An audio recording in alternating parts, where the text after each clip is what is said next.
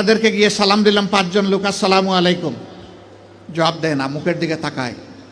আবার সালাম দিলাম আসসালামু আলাইকুম, এবারও জবাব পেলাম না, আবারও মুখের দিকে তাকায়।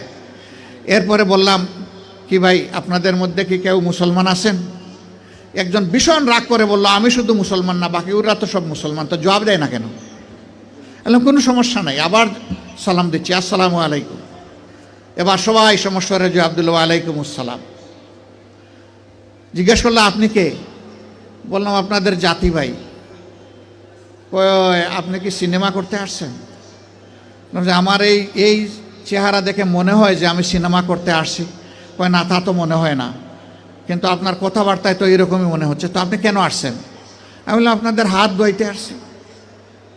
ওই শুনেন, আমরা গরিব মানুষ, আমাদেরকে নিয়ে উপহাস করবেন না।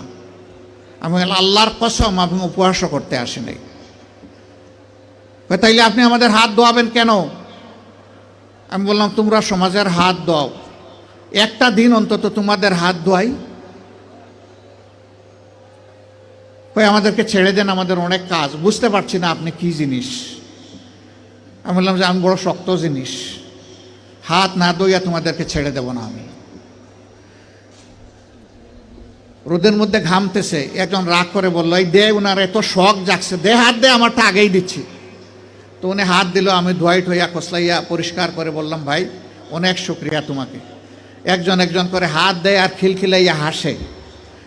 আমার ধারণা আমাকে দেখে মনে করছে পাবনার হেমায়েতপুর থেকে ছুটে আসা কোনো পাগল ছাড়া আর কিছু হবে না।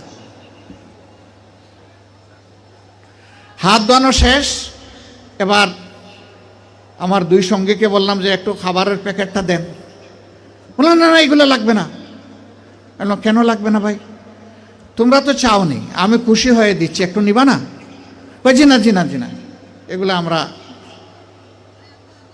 আমি বললাম যে বলো তাইলে কোনটা থেকে খেতে হবে, আমি আগে খাই একটু, তারপরে নিয়ে যাও। তখন একজন বলে তাইলে ঠিক আছে দিয়া দেন। আমি বললাম হ্যাঁ, দুনিয়া অনেক কিছু ঘটে। হাতে নিল, নেওয়ার পরে একজন একটু দীর্ঘ শ্বাস ফেলে বলল, তাহলে আমরাও মানুষ। আমি বললাম কেন এই কথা বললেন কেন? জি না, আপনাদের মতো মানুষেরা আমাদেরকে মানুষ বলে না, বলে আমরা সুইপার, বলে আমরা মেথর। আমাদের কাছে কেউ দাঁড়াইতে চায় না, কোনো রাস্তা দিয়ে আমরা হাঁটলে মানুষ সরে যায়। সমাজের মানুষ আমাদেরকে অচ্ছুত মনে করে, এদেরকে ছুঁইলেই জাত যাবে।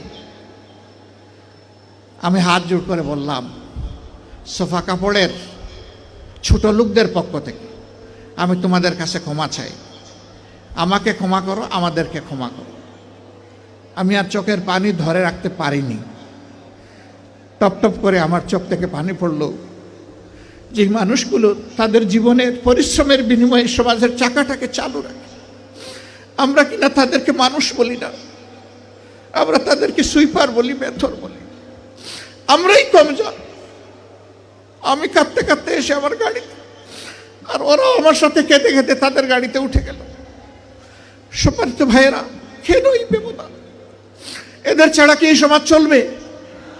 যদি না চলে তারা, তাইলে এই সমাজে তারা একটু স্বীকৃতি পায় না কেন?